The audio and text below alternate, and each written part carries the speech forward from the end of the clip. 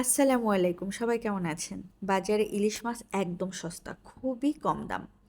শুধু ইলিশ মাছ কেন, প্রত্যেকটা জিনিসের দাম কমে গেছে। একবার গিয়েই দেখেন না। যদি এই চিন্তাধারা নিয়ে ইলিশ মাছ কিনতে যান তাহলে আপনার নাক কাটা যাবে এবং ভীষণভাবে আপনি লজ্জায় পড়বেন। যেমন আজকে আমি ইলিশ মাছ কিনতে গিয়েছিলাম, আমি ভেবেছিলাম ইলিশ মাছের দাম কম, কিছু ইলিশ মাছ কিনে ফ্রিজিং করে রাখি। আমার ছোট বাচ্চাটা ইলিশ মাছ পছন্দ করে, ওর বাবাও পছন্দ করে। ইদানিং আমারও খারাপ লাগে না। এই চিন্তা করে গেলাম ইলিশ মাছ কিনতে, গিয়ে দেখি বাজারে ইলিশ মাছের আগুন দাম। তারপর কি করব, যেহেতু কিনতে গিয়েছি মন তো খারাপ হয়ে গেছে দাম দেখে, ফিরে তো আর আসতে পারি না। তারপরও আমি প্রায় 500-600 গ্রাম ওজনের কিছু ইলিশ মাছ কিনে আনলাম। 5.5 কেজি ইলিশ মাছ কিনেছি আমি। তারপরও আমি এতটুকু কিনতে পেরেই খুশি হয়েছি। যাই হোক, ইলিশ মাছ কিনে নিয়ে আমরা এখন বাসায় চলে আসতেছি।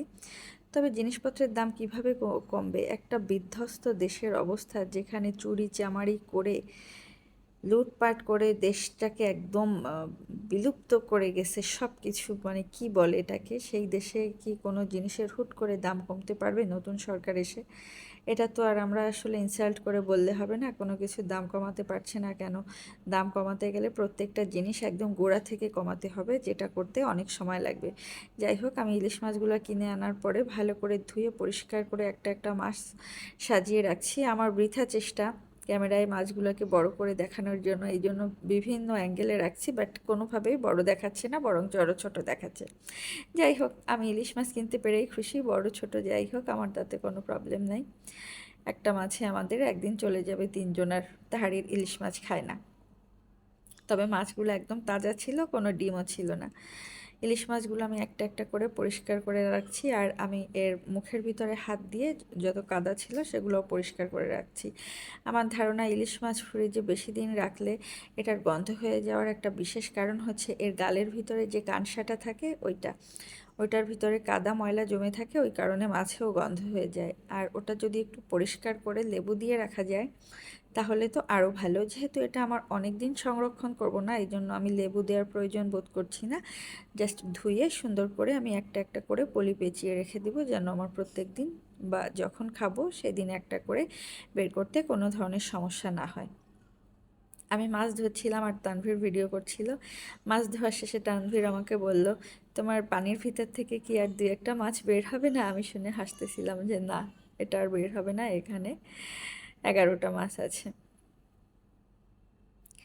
আর আমার একটা ব্যাপার হচ্ছে, আমি একটা জিনিস নিজে খেতে কত পছন্দ করি বা না করি, তার চেয়ে বড় কথা হচ্ছে কোনো কিছু দেখলে আমার কিনতে ভালো লাগে।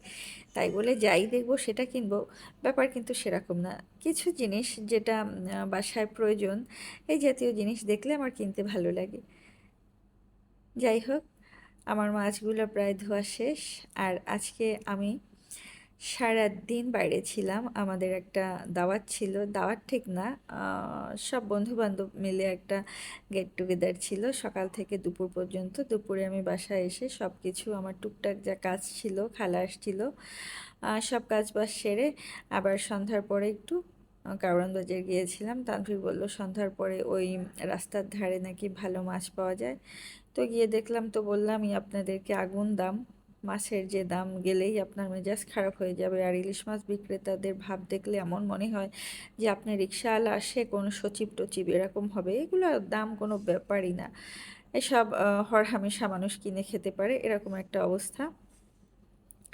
আমার মাছগুলো ধোয়া শেষ, আমি এখন এটা একটা একটা পলি করে রাখবো মাছগুলোকে।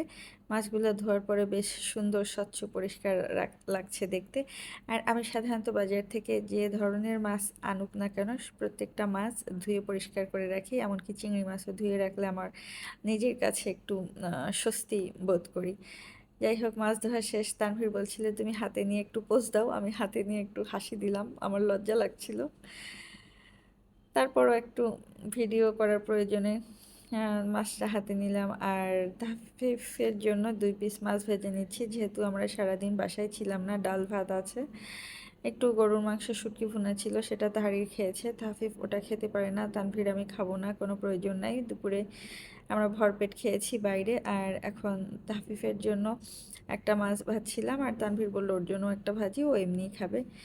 এই তো, এই আর কি, মাছ ভাজছি। তবে মাছগুলো তাহফিফকে খাওয়ানোর সময় দেখলাম বেশ ভালোই।